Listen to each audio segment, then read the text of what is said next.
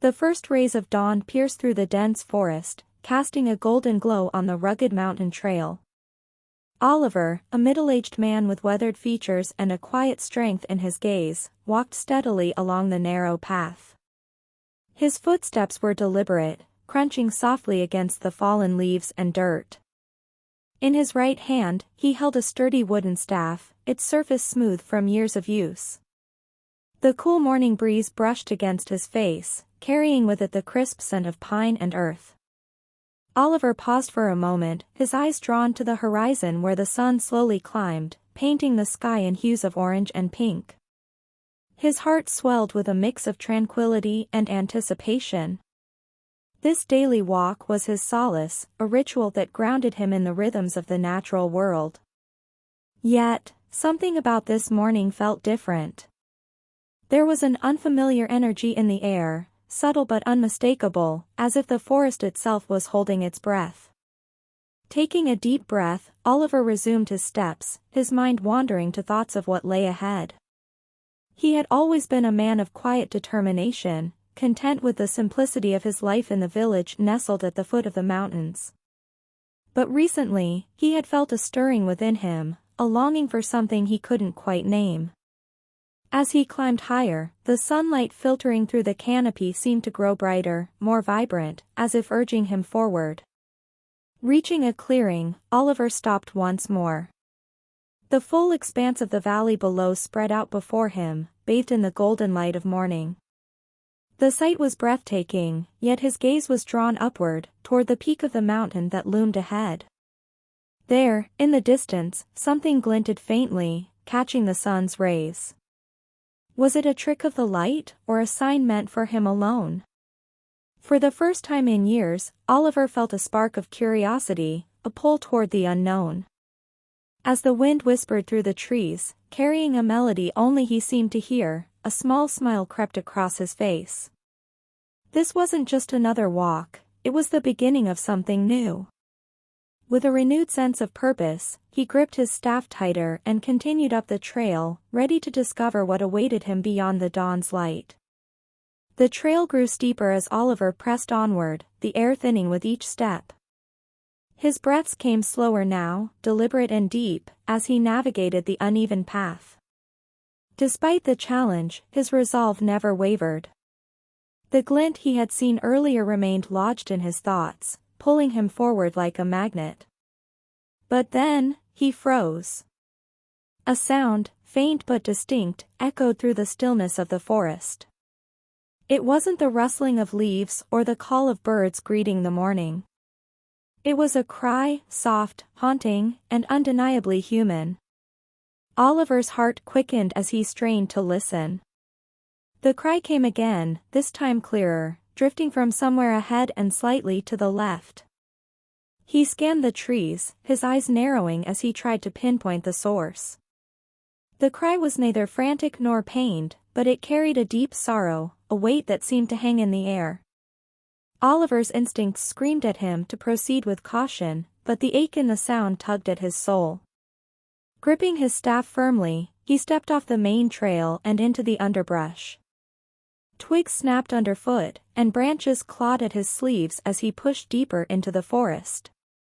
The cries grew louder with each step, guiding him like a mournful melody. His breath hitched as he caught sight of a small clearing ahead, bathed in an eerie light that seemed out of place under the thick canopy. Oliver paused at the edge of the clearing, his eyes adjusting to the strange glow. At its center was a figure, a child, no older than 8, sitting on the ground with their knees pulled to their chest. The child's face was hidden, buried in their arms as they rocked back and forth, the cries spilling from them in soft, heartbreaking waves. "Hello?" Oliver called gently, his voice steady but laced with concern. The child didn't respond, their small frame shuddering as another sob escaped. Slowly, he approached, careful not to startle them. "It's all right. I'm here to help." As he drew closer, the child's cries began to subside, though they still didn't lift their head. Oliver knelt a few feet away, lowering his staff to the ground. His voice softened further. Are you hurt? Lost? Finally, the child looked up, their tear-streaked face pale against the golden light surrounding them. Their eyes, wide and filled with a mix of fear and hope, met Oliver's. For a moment, neither spoke, the forest holding its breath around them. Then, in a voice barely above a whisper, the child said, "I've been waiting for you." The words sent a chill down Oliver's spine, but they also ignited a strange sense of purpose within him. Who was this child, and how could they have known he would come? Questions swirled in his mind, but one thing was clear, his journey had just taken an unexpected turn. Oliver's mind raced as he stared at the child. "You've been waiting for me," he repeated, his voice low and careful, as if afraid the wrong tone might shatter the delicate moment. The child nodded, their small hands gripping their knees tightly. Their eyes shimmered with unshed tears as they glanced toward the edge of the clearing, where the forest grew dense and shadowed. "They told me someone would come," the child murmured, their voice trembling. "Who told you?" Oliver asked, inching closer. He kept his movements slow, his heart aching at the fragility of the figure before him. "They said you'd help," the child replied, their voice cracking on the last word. Oliver followed the child's gaze to the edge of the clearing, where a large, ancient oak tree stood, its gnarled branches twisted like outstretched arms. Something about the tree felt off, like the air around it was heavier, colder. "What's over there?" Oliver asked gently. The child didn't answer but stood shakily, their small frame swaying as if carrying an invisible burden.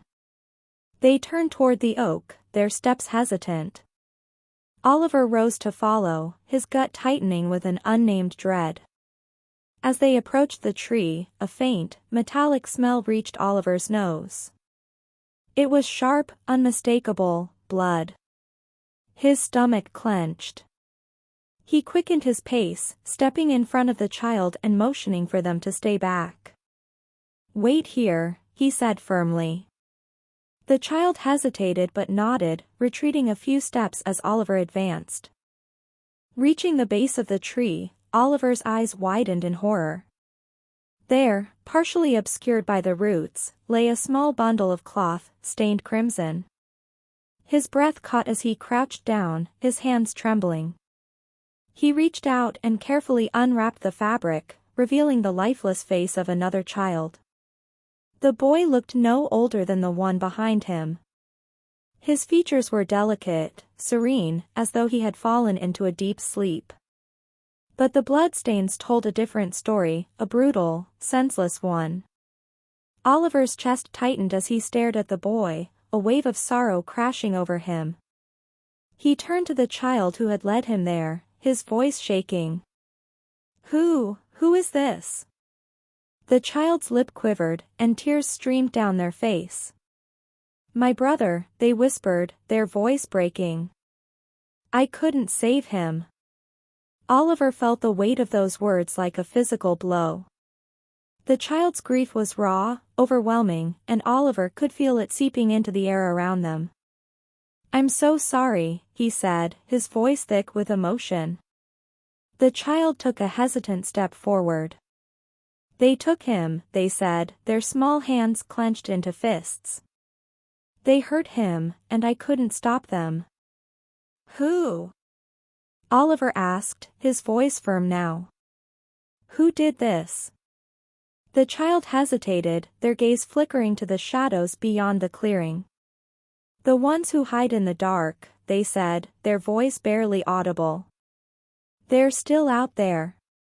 Oliver's hand tightened around his staff as a cold wind swept through the clearing. He looked toward the dark forest, where the shadows seemed to deepen, shifting as though alive. Whatever had taken the boy's life was still near, and Oliver knew he couldn't leave until he found answers. The air grew heavier as Oliver turned away from the tragic scene by the tree, his mind racing with the child's cryptic words. "The ones who hide in the dark." The phrase echoed in his head, sending a shiver down his spine. Whatever was lurking in these woods was far darker than he had imagined. As he guided the child back toward the center of the clearing, a low hiss suddenly filled the air, causing both of them to freeze. The child gasped, pressing themselves into Oliver's side, fear radiating off them in palpable waves. Oliver's instincts kicked in. His eyes scanned the surroundings, trying to locate the source of the sound. The hiss came again, this time louder, more pronounced. It was a warning, a challenge. From the shadows of the forest, a massive shape began to slither forward, its form undulating smoothly through the underbrush. The ground trembled slightly with each movement. Oliver's heart sank as he recognized the creature emerging from the darkness, a giant python, easily the size of a tree trunk, its scales glistening like black glass in the pale moonlight. Its eyes locked onto Oliver, cold and predatory. The child beside him let out a whimper, stepping closer, trembling. "Stay behind me," Oliver murmured, his voice steady, but his heart was racing. He gripped his staff tighter, its surface warm under his fingers, as he took a step forward to place himself between the snake and the child. The python paused, its massive head rising high above them. Its tongue flicked in and out, tasting the air as if sizing them up.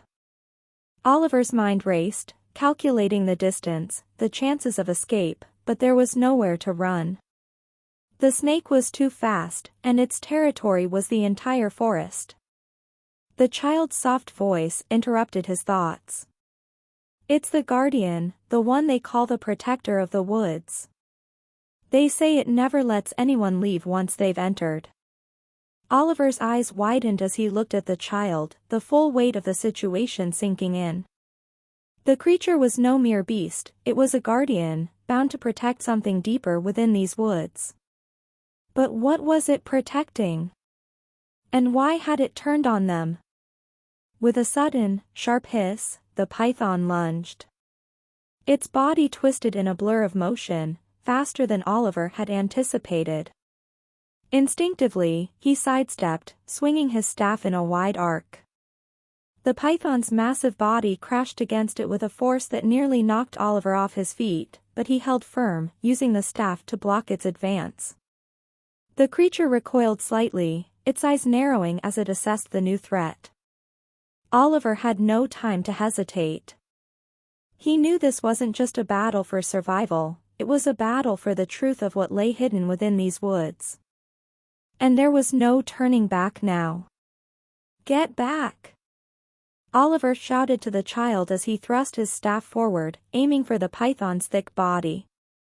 The creature hissed again, its mouth opening wide to reveal rows of razor-sharp teeth, but it was more than just a predator, it was a sentinel, and Oliver was intruding on its domain.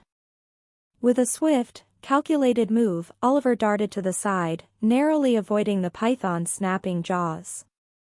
He thrust his staff into the creature's path, forcing it back, but the sheer size and power of the snake were overwhelming. The python recoiled and then struck again, its body coiling like a spring, ready to strike. Oliver barely managed to dodge its initial strike, but he could feel the wind from its massive body as it passed dangerously close to him. The battle between man and beast raged on, and as Oliver danced around the serpent's strikes, he realized this was no ordinary creature.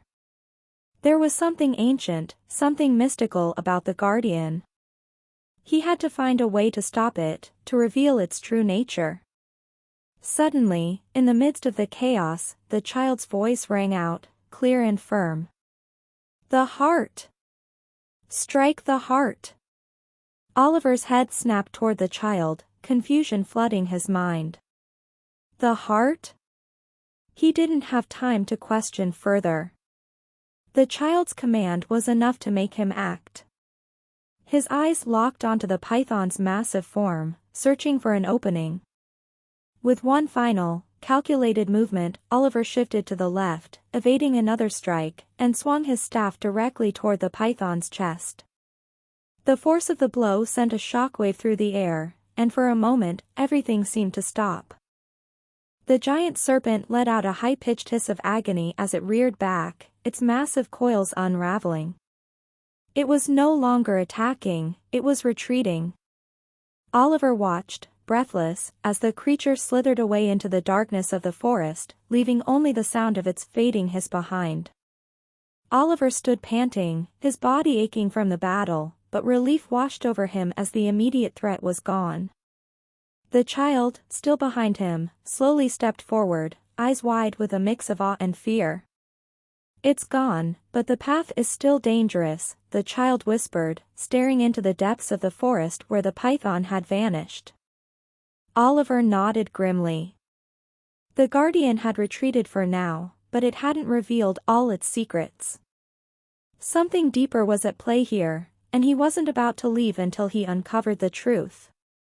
The forest, now eerily silent after the confrontation with the giant python, felt different. It was as if the shadows had thickened, wrapping around the trees like unseen hands, pulling them closer together.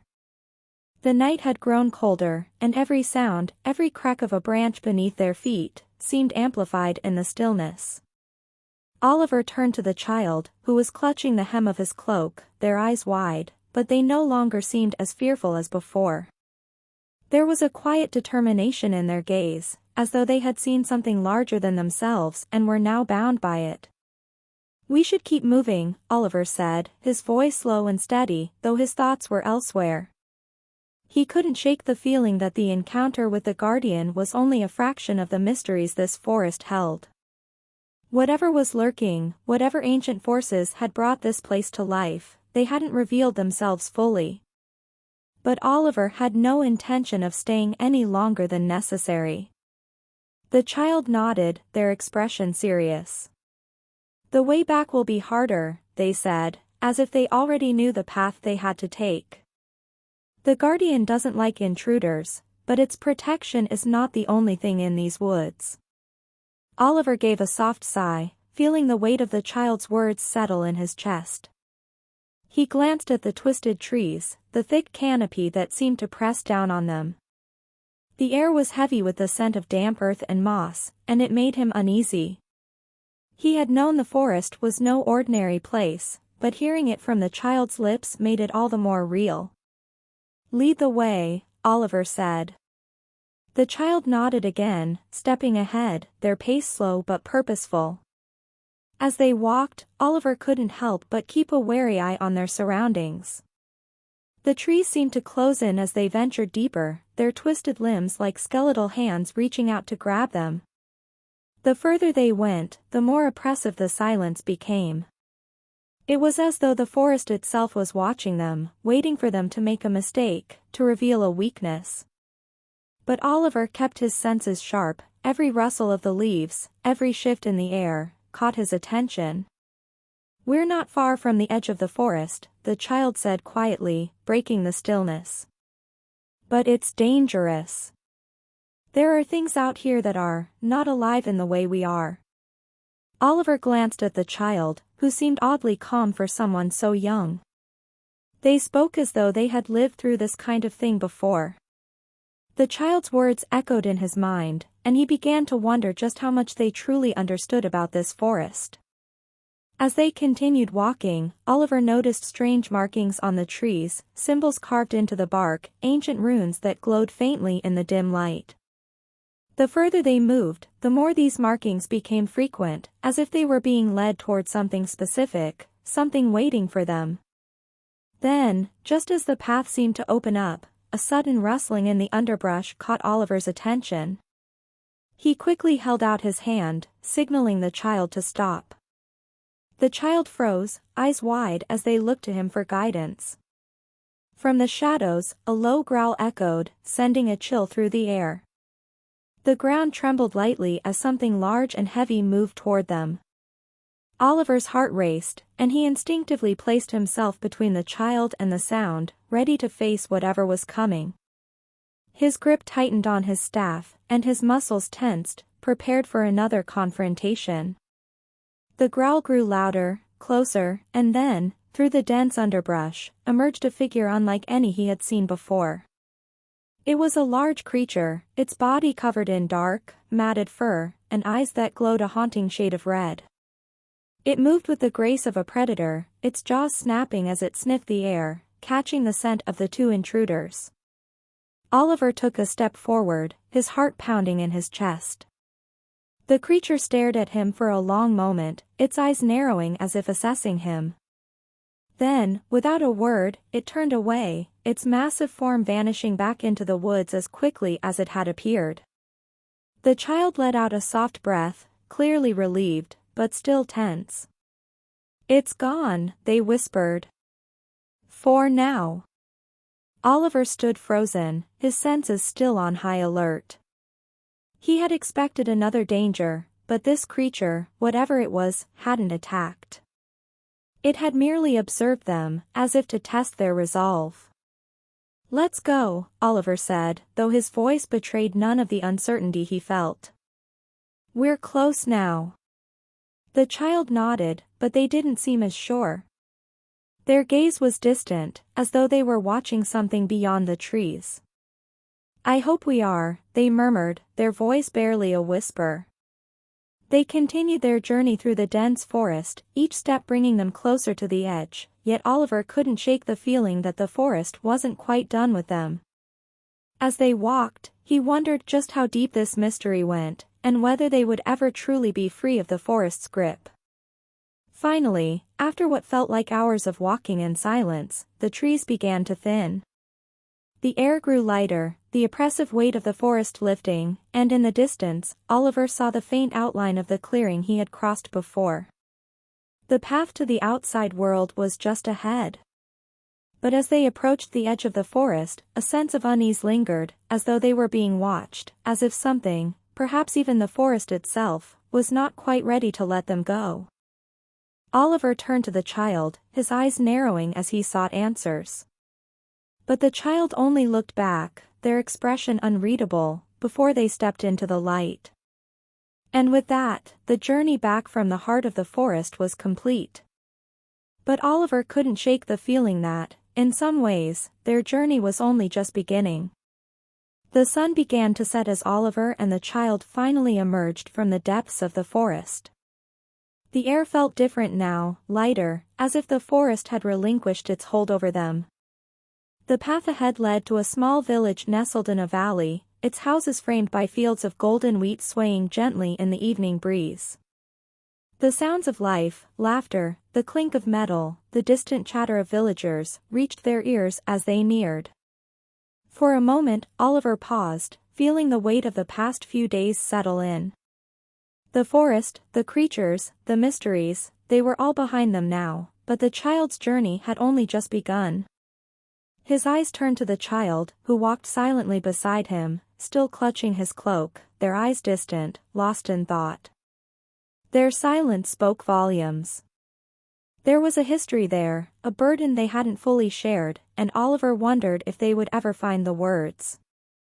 The village was peaceful, the warm glow of lanterns spilling out from the windows of modest homes.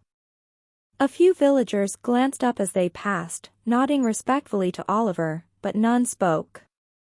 Perhaps they sensed the weight of the journey the two had undertaken, or perhaps it was simply their way to respect the quiet moments of those who had just returned. They made their way toward a small, stone cottage at the edge of the village. The cottage, modest yet inviting, had a small garden in the front, filled with herbs and flowers.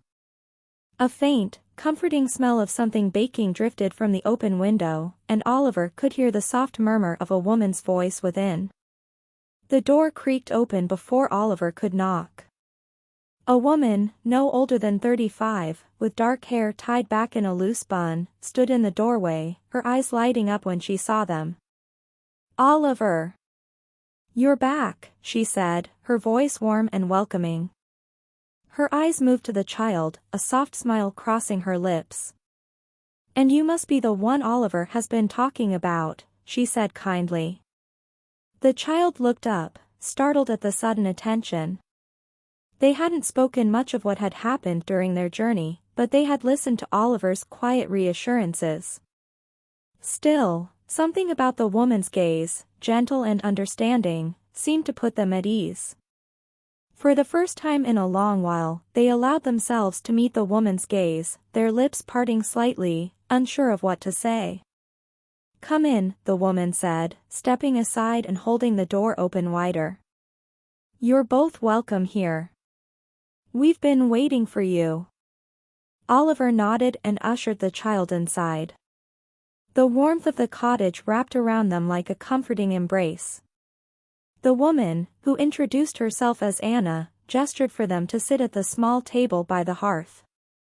A pot of stew simmered on the fire, and the scent filled the room, stirring an unfamiliar feeling in Oliver's chest, a sense of belonging, of home. The child hesitated for a moment, then took a seat at the table. They hadn't allowed themselves to feel much of anything for so long, not since the day they lost their family, the day the forest took everything from them. But something about Anna's kindness, her easy warmth, made their hearts stir in a way they hadn't expected. Anna set a bowl of stew in front of them, her eyes soft with understanding. "You don't have to tell me anything yet," she said gently, "but know this, you're safe here. You don't have to be alone anymore." The words struck the child like a sudden gust of wind, making them pause. Alone. That had been their reality for so long, until now. The walls they had built around themselves had been high, impenetrable. But in this moment, something inside them began to crack. Perhaps it was the warmth of the fire, the kindness in Anna's voice, or the steady presence of Oliver at their side. But for the first time in a long time, they allowed themselves to believe that maybe, just maybe, they didn't have to be alone anymore. Oliver sat beside them, his eyes watching the child closely. They were still distant, but he could see the subtle shift in their posture, the way they seemed less guarded, more open. It was a small change, but it was enough. For the first time in a long while, he felt a flicker of hope, a hope that this child, who had endured so much, might finally find a place to heal. Anna sat across from them, her hands gently clasped together. "We're not a family by blood," she said softly, "but sometimes, that's not what matters. What matters is who's there for you when you need it most. And you'll find that here. With us." The child glanced up at her, their eyes filled with a mix of uncertainty and something else, a flicker of trust, perhaps. For the first time in so long, they felt a glimmer of what it might mean to belong, to have a place where they could rest, a place where they could be cared for. As they sat there, eating in the quiet comfort of the cottage, a new chapter of their journey began. The past would always be a part of them, but in this small, humble home, with Anna's kindness and Oliver's steady presence, they were beginning to build something new, something that could, one day, feel like family. As the fire crackled softly in the hearth, the warm glow of the cottage seemed to hold the shadows at bay. But even in this peaceful setting, the weight of the past lingered, heavy and unyielding. The child, whose name had yet to be spoken aloud, stared into the flickering flames, their thoughts far away.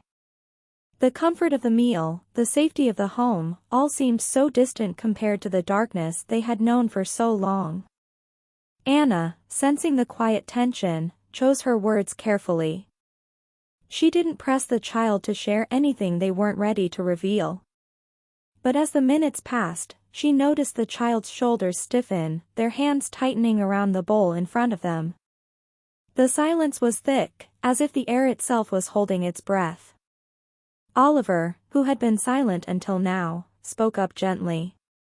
"You don't have to tell us if you're not ready," he said, his voice quiet but firm. "But we're here for you. You're safe here." The child didn't respond immediately. They hadn't spoken much about their past, couldn't speak of it without feeling the sharp sting of those memories. The things they had seen, the things they had endured, were not just stories. They were scars. Silent and deep, they were etched into their mind in a way that words could never express. But as the flickering flames cast long shadows against the stone walls, the images of their past began to surface. They could still hear the sounds, the cracking of branches as they fled through the forest, the rush of their heartbeat in their ears, the distant echo of voices calling out in fear. It all felt like a nightmare, one that had never fully ended.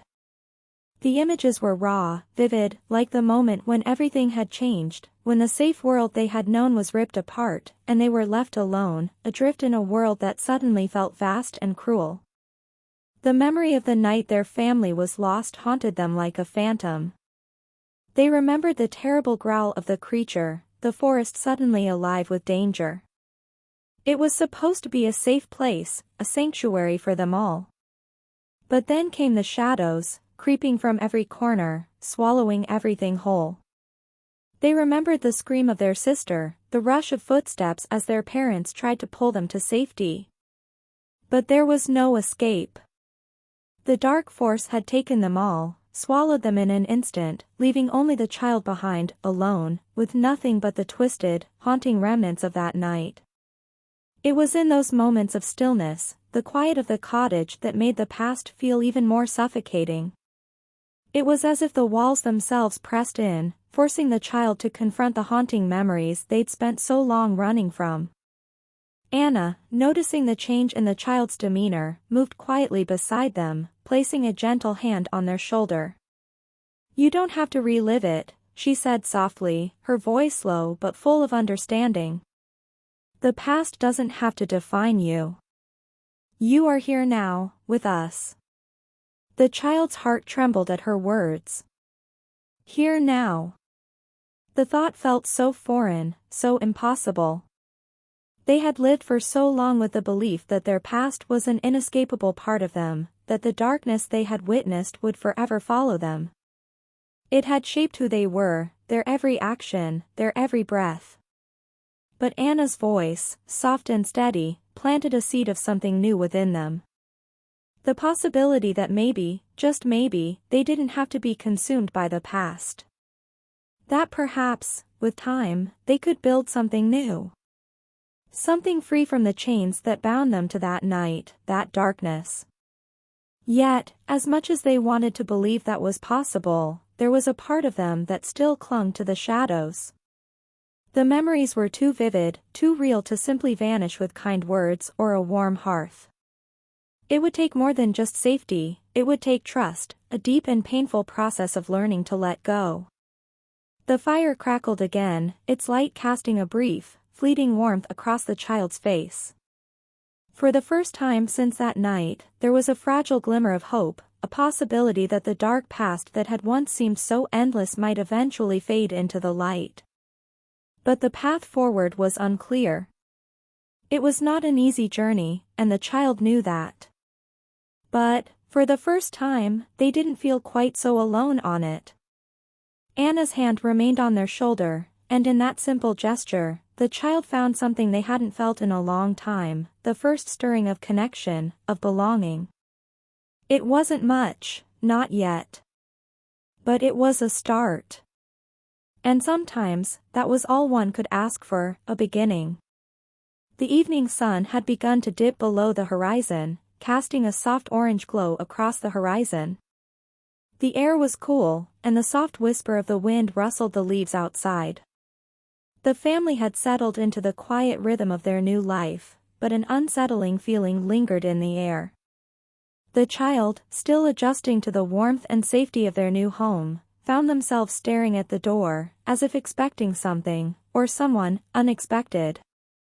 It was then, when the room was at its calmest, that the door creaked open. Anna and Oliver looked up, a sense of confusion passing over their faces. The child's heart skipped a beat. There was no reason for anyone to be outside, especially at this hour. The shadows in the doorway grew longer, the figure slowly emerging from them, a silhouette with a strange, familiar aura. The figure stepped forward, and despite the dim lighting, there was something about her presence that seemed to demand attention.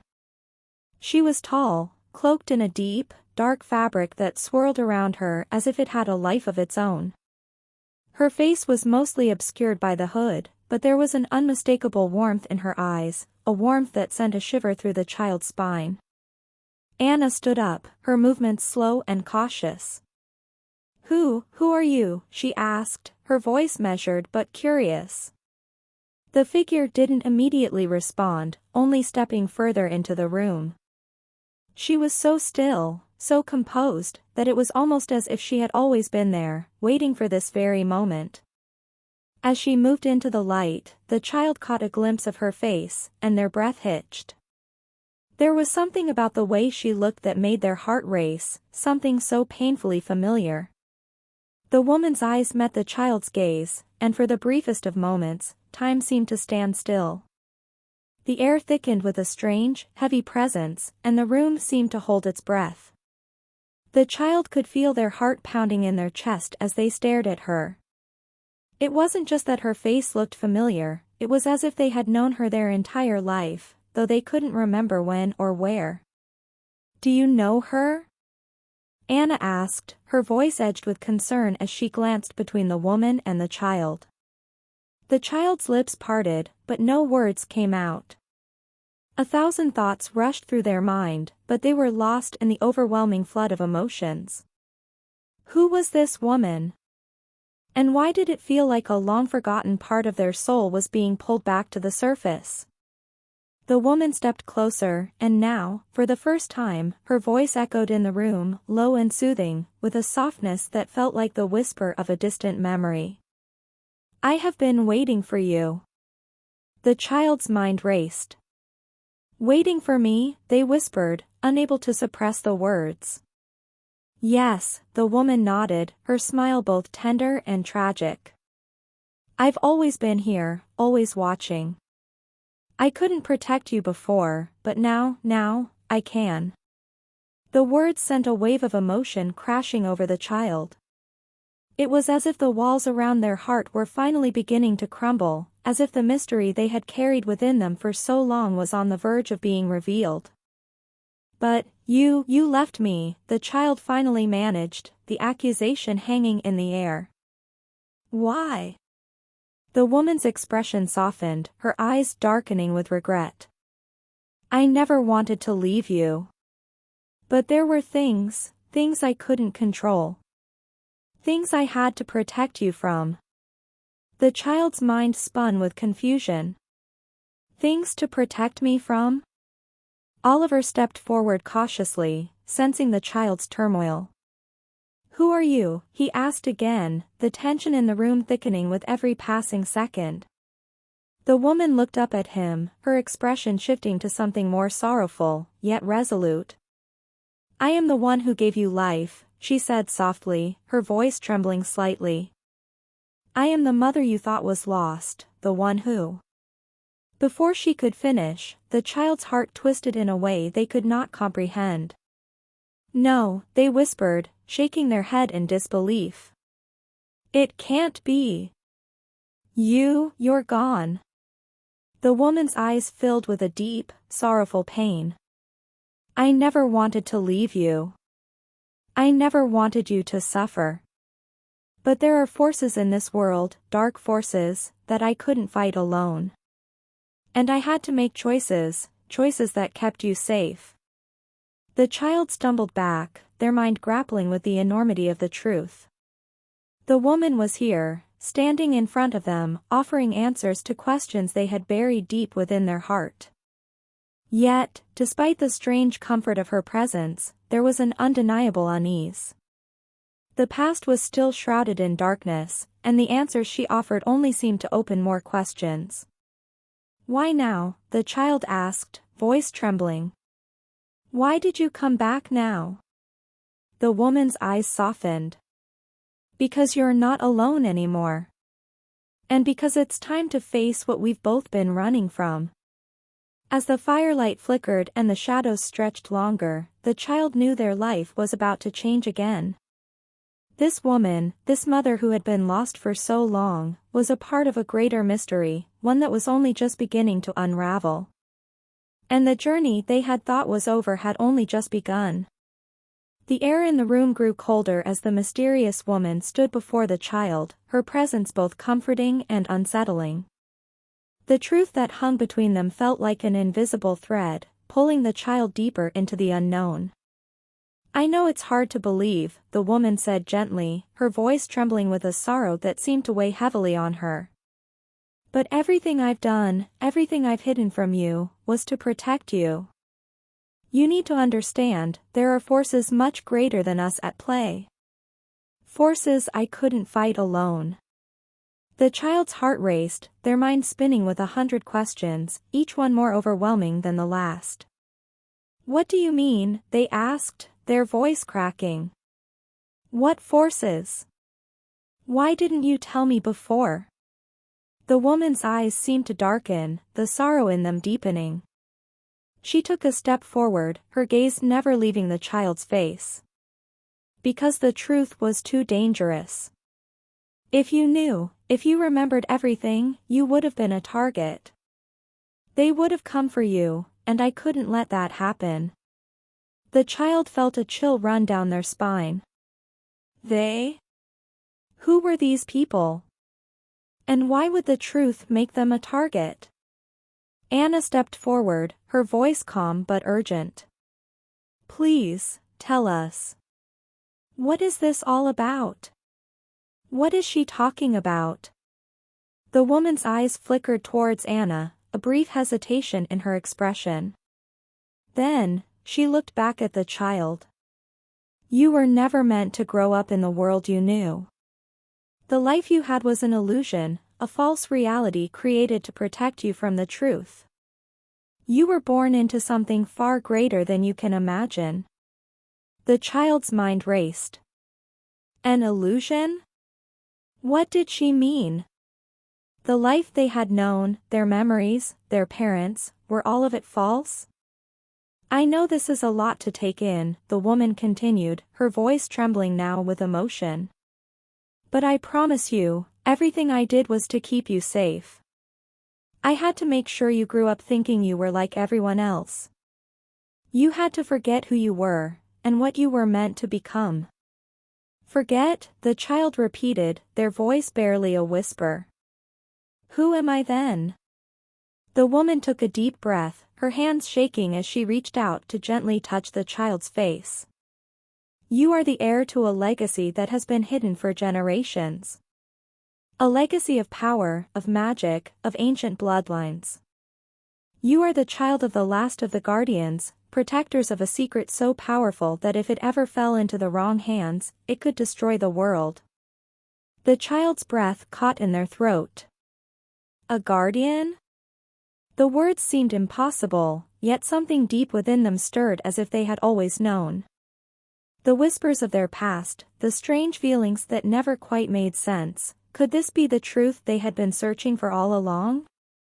Anna's face was a mixture of disbelief and confusion, but Oliver's eyes grew wide with realization.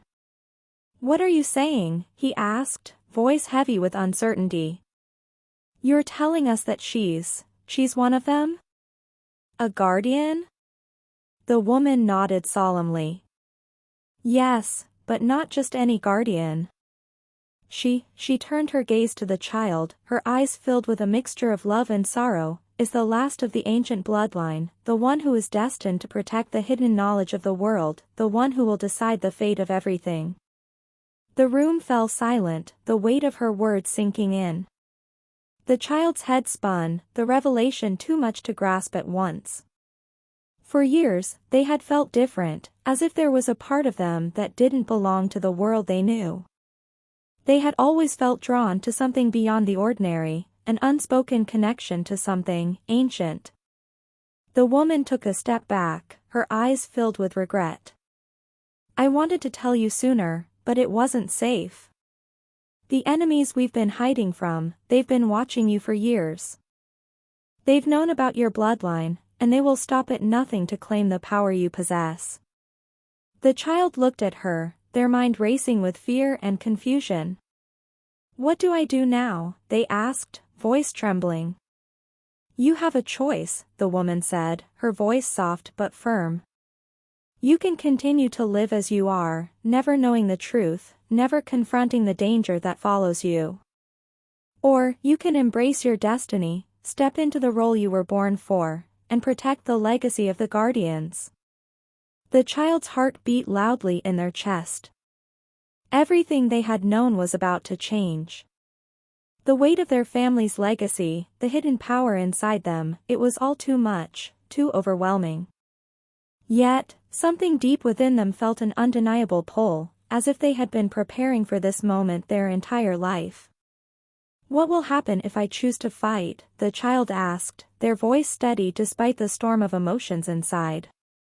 The woman's expression softened. "If you choose to fight, you will have allies. You will have the power to protect the world, to keep the darkness at bay.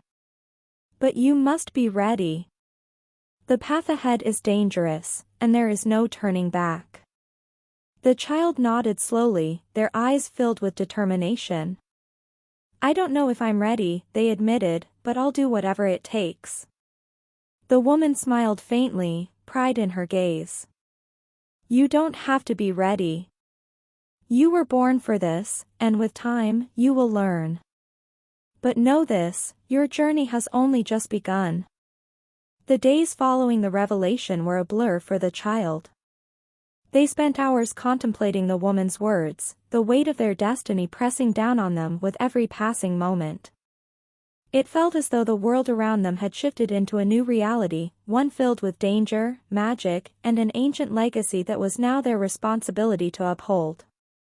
But amidst the uncertainty, a spark of hope began to flicker. It was a fragile thing at first, barely noticeable, like the first light of dawn creeping over the horizon. For the first time in their life, the child felt as if they weren't just drifting aimlessly. There was purpose now, a sense that their existence had meaning beyond what they had ever imagined. Anna, ever the supportive figure, had been by their side through every step of this tumultuous journey.